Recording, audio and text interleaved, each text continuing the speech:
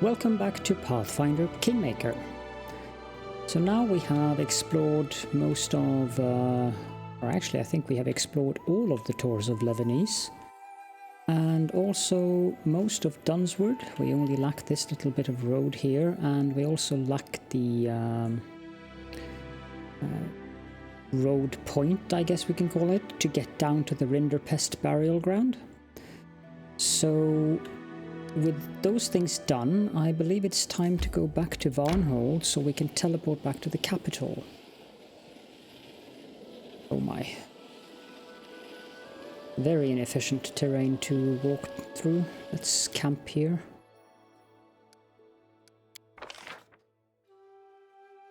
And let us assign Amiri to do hunting and Caledorn to do watch. We don't need... Well, we have so many of those that we may just as well do baked spider legs, I suppose. But I do think that I would want movement speed instead.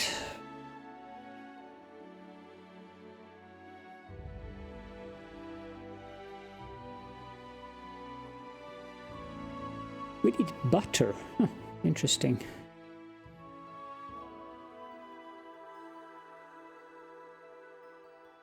Sweet pancakes.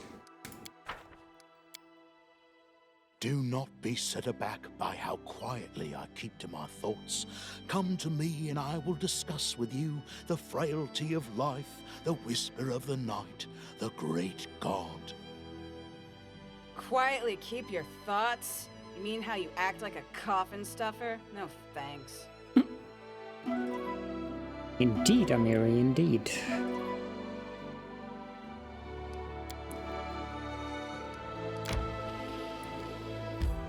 And then teleport. Now we can teleport everywhere. Excellent. Let's teleport to the Throne of Riv.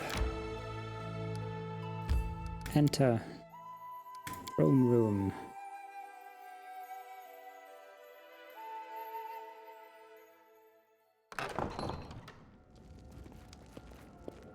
Someone is coming in running here. A young man runs into the throne room. His clothes, formerly stylish and sophisticated, are torn and muddy. Your Grace, praise Shellin I made it here alive. I beg you, please help us. Alondi? What in the hell are you doing here? Lindsay blurts out angrily. Oh, Lindsay, I'm so glad to see you. Forgive me, Your Grace, for my lack of decorum. My name is Alondi. I attended the Pitaxian Academy of Grand Arts with Lindsay. Our teacher, Eobald the Insightful, has been forced to flee the wrath of King Erovetti along with a group of his students. We almost made it to the capital, but we were caught. Only I managed to escape to find help. Lindsay opens her mouth, about to say something harsh, but she realizes the gravity of Alondi's words and interrupts herself. What do you mean? Professor Eobald is in trouble? Caledorn, we have to help. Who is Eobald the Insightful? He's a prominent researcher, a gatherer of myths and legends, author of many essays on history and literary theory. Any cultured ruler would be glad to welcome such a beacon of learning.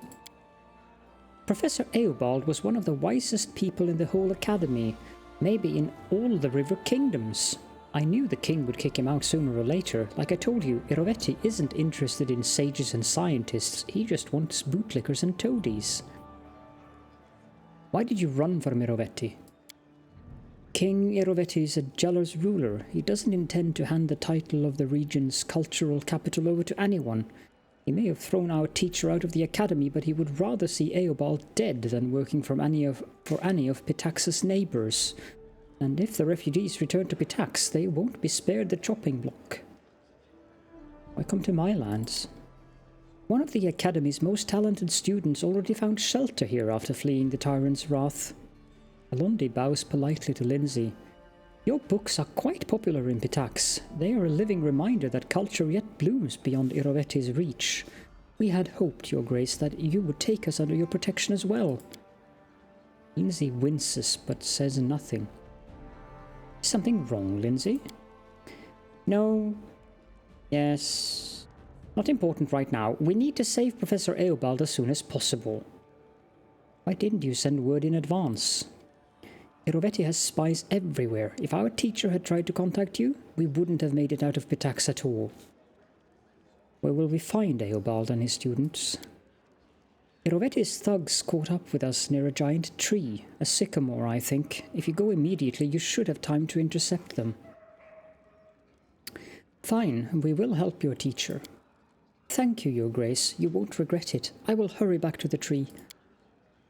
I can't believe Erovetti actually kicked out Professor Eobald. Well, it's his loss. We'll save him. Just don't go without me. I miss my old teacher terribly. We would never leave without you, Lindsay.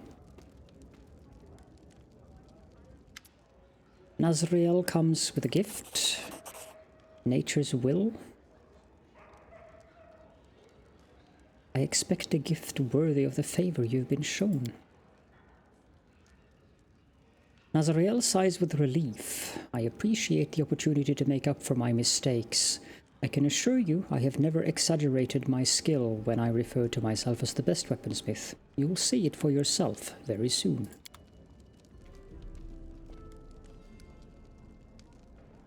Okay, so we need to manage the kingdom affairs while we are here. Lindsay's friends.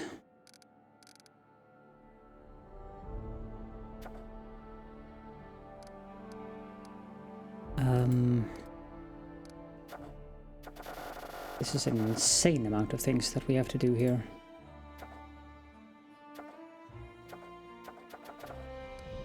As for the advisors, I would like to level up the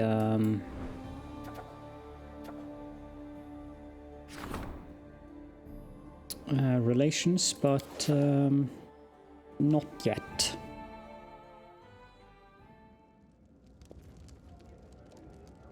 Let's check in with the storyteller quickly.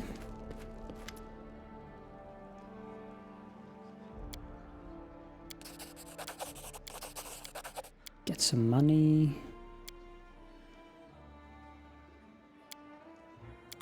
And then we'll need to go out into the marketplace because I need to visit the vendors. I will pause the game as per usual while doing that though, so I will see you soon. Here we are. Now let's go rescue this Professor Eobald the Insightful. So let's go to the old sycamore. It's just up here.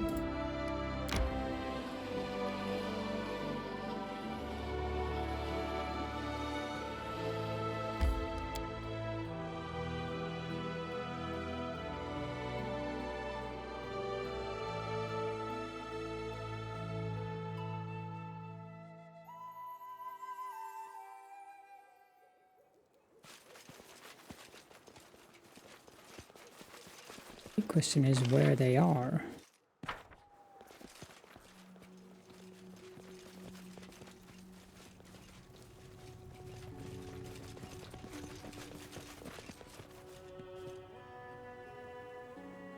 Why is there a door here?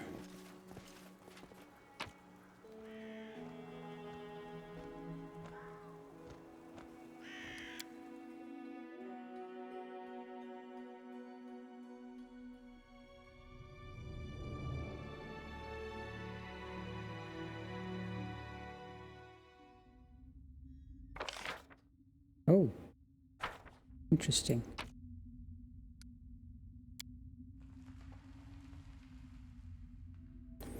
Didn't know you could enter or leave the sycamore at that location.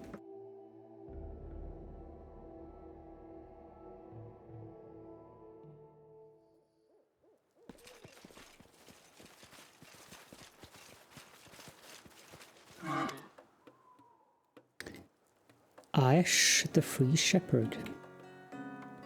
A group of young boys and girls play their lutes as a horde of centipedes surround them, swaying their horns and hissing to the tune. A fat mite stands nearby, listening to the strange concert with a blissful smile. Muzak, fine, play, play. Have mercy on them. Look at their fingers, they are bleeding. An old grey-haired man begs the mite from among the musicians. Who can't play can be food-sweet pedicants. No want be food? Keep play. More monsters. Didn't get them all. Professor Eobald, I presume? Your Grace? Lindsay? Praise Shellen, I beg you, save us from this music connoisseur. Hey, mate, who are you? I Aish, free shepherd. Walk around, shepherd herd. Best pedicents on all woods. Ask anyone. Everyone is proud of what they have. A king his crown, a merchant their gold, a mite their insects. Even a dirty kobold in a gutter takes pride in the dead rat he holds in his teeth. And truly, is there any essential difference between them? Do you know Queen Badar? Don't know no queen. Aesh not bow to kings. Walk where want is so. Whose bodies are these? Why no? Some bandits. First chase magicians with knives, then go at pedicents. Sure, we not refuse free food, right, sweeties? Right? What are you doing to these musicians? Listen to Muzak. Good Muzak. Aye good and pedicents good before meal. Aren't you aware that centipedes get indigestion from music? Diarrhea from bards too. No, off. Back, sweeties. No listen to them, no goods. Go. The mite leads the centipedes away, tenderly patting them on their backs as they go.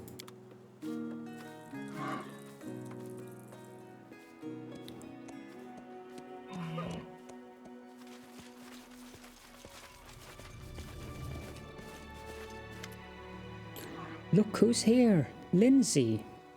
And is this his grace? Praise all the good gods, you made it just in time. A bit longer and we'd have been done for. Oh, and please allow me to congratulate you, albeit late, for the opening of your own publishing house. I had the pleasure of reading those of your books that managed to reach Pitax, and I must say, you certainly studied well. Your choice of authors and books for publication suggests a sophisticated taste in literature. Teacher, I am so glad to see you. I can't believe that talentless hack Irovetti kicked you out of the academy. I wish everyone could see what a philanthropist and patron of the arts he really is. His tricks could make up a whole book. You know, Lindsay, that's not a bad idea. I know many details of just how much harm the king brought upon his own academy. If you find yourself with time between adventures, I would be happy to sit down and write such a book with you. All the more so now that you have your own printing house to print it. Seriously? You want to work on a book with me? Of course I'll find the time. Let's set off for the capital as soon as possible. I can't wait to get started. Hail, Baron. Now we all... Alondi stops when he sees Lindsay's piercing glare. Is something wrong? You don't even remember, do you? Of course you don't. But I will never forget. You and your friends poisoned the years I spent at the academy, hiding my things, tearing my books, spilling ink on me, dunking me in the fountain, and now you have the nerve to come here. Maybe you want a job at the publishing house too. Professor Eobald, is this true? Of course. I would never dare accuse our dear Lindsay of lying, but I know nothing of these accusations. Alondi has always put his best foot forward with me. He's a wonderful poet and musician, and he's always been polite. If not for him risking his life to get us to the capital, we'd all be dead. Alondi, did you really treat a peer this way? For shame, I thought better of you. What do you have to say for yourself, Alondi? What is there to say? We were students. Sometimes we made jokes, pulled pranks.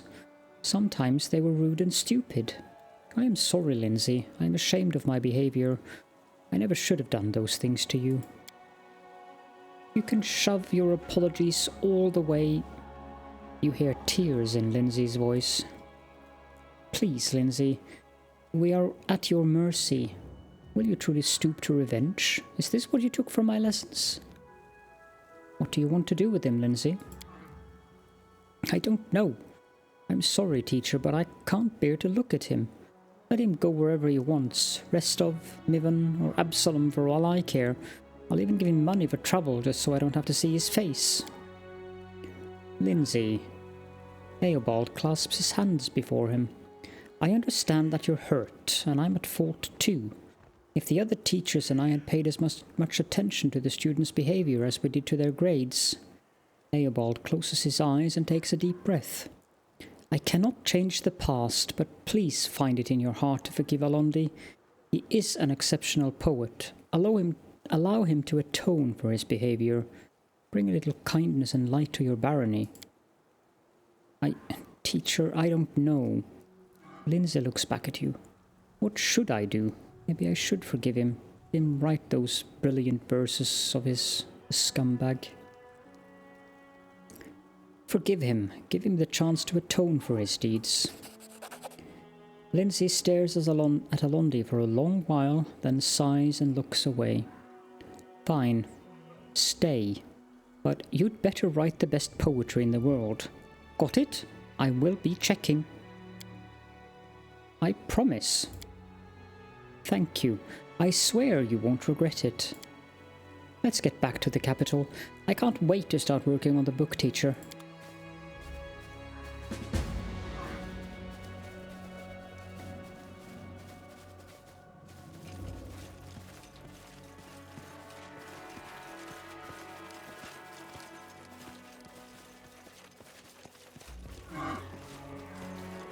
Back to the capital it is then.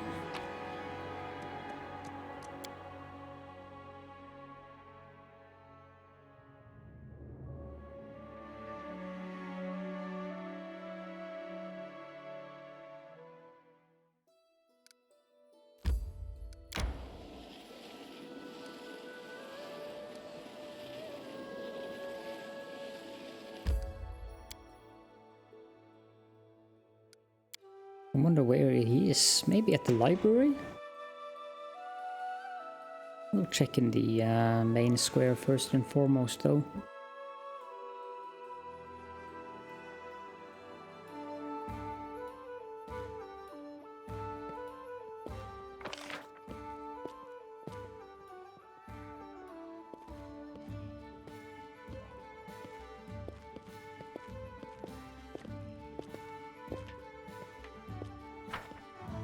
Probably in the library, but...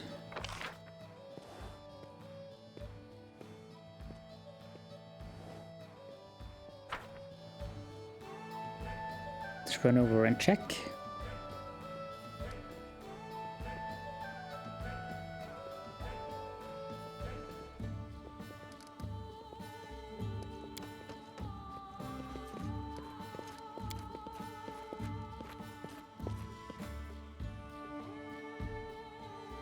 Not in the library, maybe in the tavern. Or in the throne room. Doesn't appear to be here.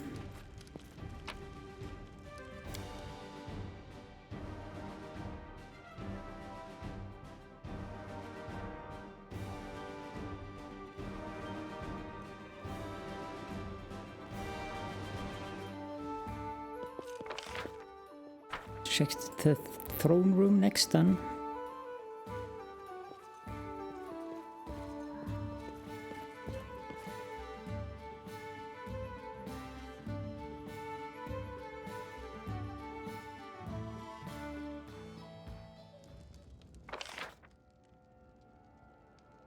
Lindsay at least. Yeah, there we are. There's Magar Barn as well.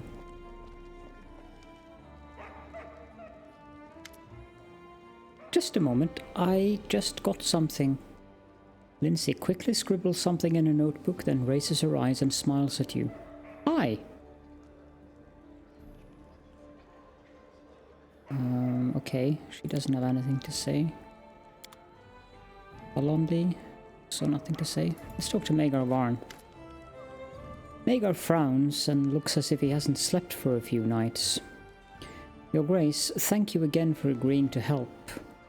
I never imagined that the story with my people and Lost Larn Keep would end this way, but it's better than uncertainty. I would like to share the story of the dungeon with you. It's mostly information I got from Cephal after he returned to Varnhold, along with a few of my own speculations based on our expedition.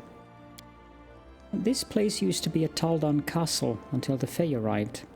The sorceress who lived there summoned a being from the First World who cursed and imprisoned her, then sank the entire castle under the ground and transformed it into an entertainment arena. The being called itself the Horned Hunter, but none of who have heard this story can even vaguely imagine what he really is. Not even that Taldan sorceress who Cephal talked to before he was driven from the dungeon. Maybe the Horned Hunter is responsible for the general's disappearance? It's a nasty joke, and he is called the Horned Hunter for a reason. He needs his prey. I was a fool to fall for his trickery and leave my people there, helping neither them nor Varnhold in the end. Fortunately or not, the Horned Hunter is no longer in the dungeon, and the portal to the First World has been closed. I think this is where the story of Lost Larn Keep ends. Too much magic madness in the area, don't you think? These are the stolen lands, Magar chuckles gloomily. There's good reason that not a single kingdom has survived here for thousands of years. Becoming barons here was some luck, wouldn't you say? Everything is clear. Thank you. I owe you, again. And again, I don't know how to repay you except with my loyalty and service, which you already have, of course.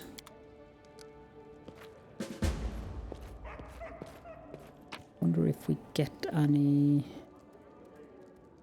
No, but I can at least get rid of that.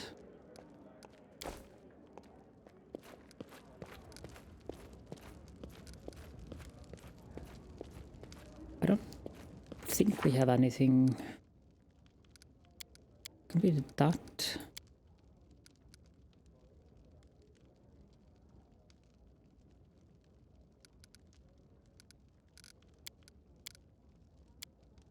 Okay, so the only thing we have are a matter of principle with Kalike and then we have the Twice-Born Warlord, which we have to wait. Let's level up the Kingdom Loyalty then. Sorry, the Kingdom Relations.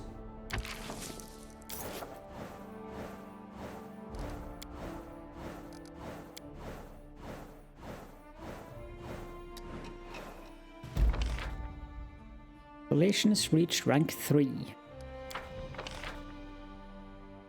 Thankfully, Regongar was successful. Mungok has finally been exiled from your lands. The people are sighing with relief. +3 military.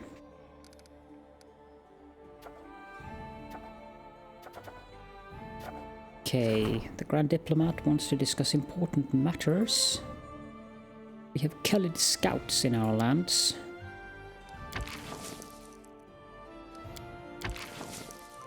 Let's send Regongar on that. The Joys of Life. Jathal.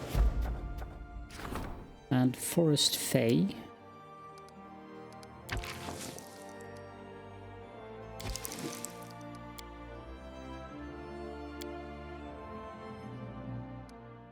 Why are you on that without me having sent you away?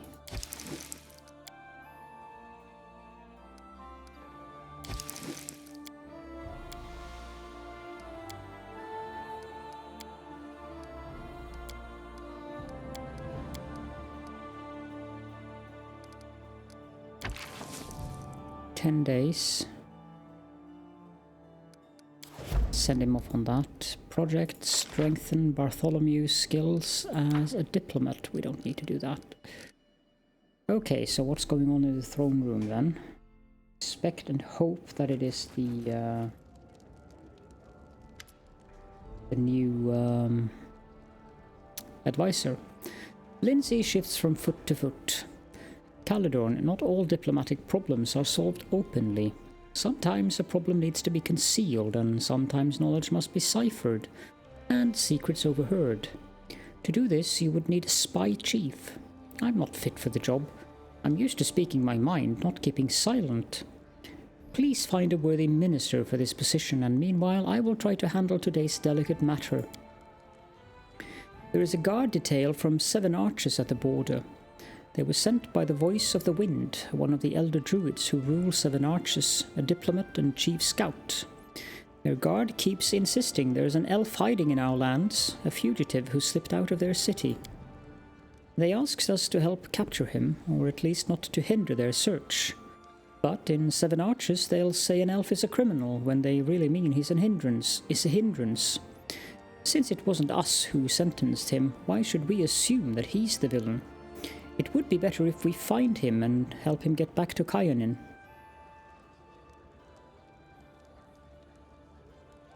Tell me about this conflict between 7 archers and Kyonin. 7 archers are built on a spot that is sacred to the elves. The elves fled from there once, and druids, the oak stewards, have ruled there ever since. The elves of Kyonin would like to return to their shrine, or at least be granted access to it. But druids are wary of Kyonin and feel hostile to any elves on their territory. Make sure the elf reaches Kyonin. Helping him get home is the nice thing to do. I'll make sure we find the elf and get him back home safely. I'm sure Kyonin will appreciate the friendly act. Might even send a letter of gratitude along with some ancient magical books. Oh, I should stop daydreaming. +3 relations and arcane. And a new event I saw. Will of the Disciple. Make a wooden shield. And Kimmo wants us to come talk to him. Apparently about something embarrassing.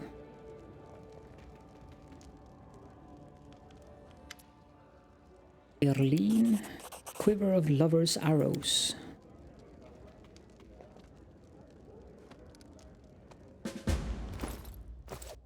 So, Quiver of Lovers' Arrows. That's not too bad.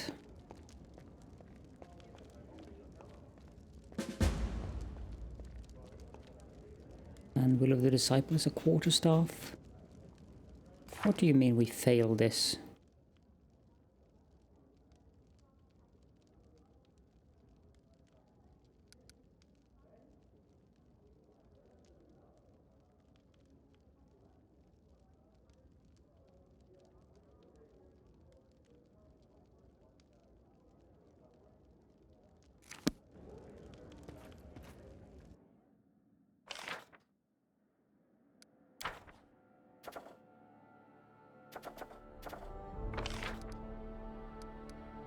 No.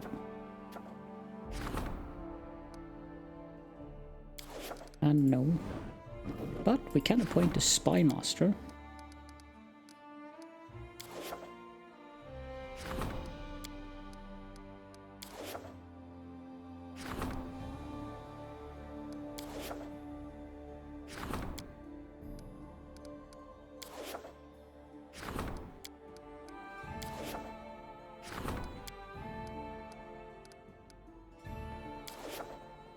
This is not ideal.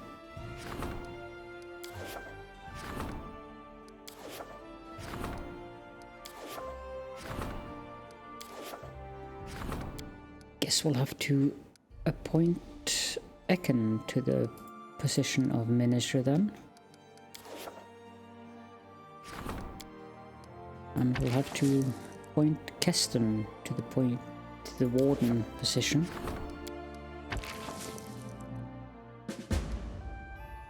Council is complete.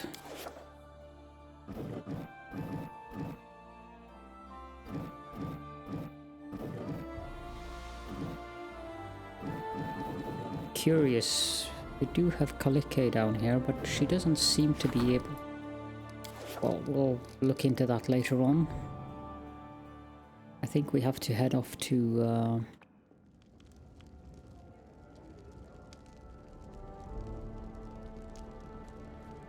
maybe the library?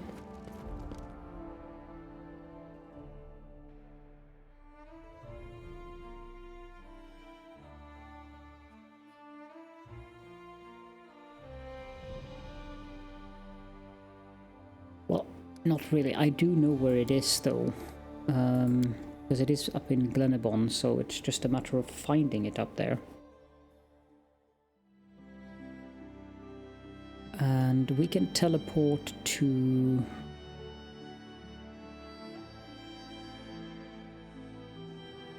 Villa do Escao, I believe. Oof. But I think that will have to wait until the next episode.